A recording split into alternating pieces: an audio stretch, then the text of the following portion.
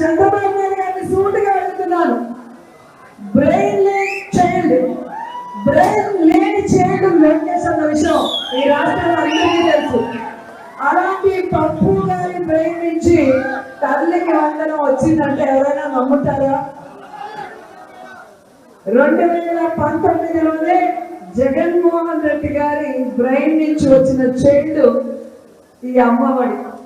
ప్రతి తల్లి బిడ్డని కూలికి పంపించకుండా స్కూల్కి పంపించే విధంగా తల్లికి ఆర్థిక సహాయం చేస్తూ బిడ్డకి చక్కటి చదువును అందించిన మహా నేత జగన్మోహన్ రెడ్డి గారు. ఈ రోజు చంద్రబాబు నాయుడు పేరు మార్చుకోవడం మాత్రమే. సినిమా వచ్చింది చూసాం కదా, గేమ్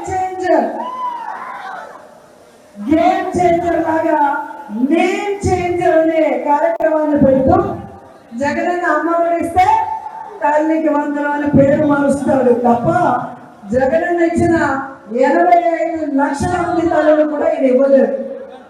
ఇంకా 2 పిల్లలున్నా 3 పిల్లలున్నా మైకి పెట్టుకొని చెప్తాడు, తమ్ముళ్ళు చెల్లమ్మలు ఒకరుంటే 15 ఇస్తాను, 2 ఉంటే 30,000 ఇస్తాను, 3 ఉంటే 45,000 ఇస్తానని.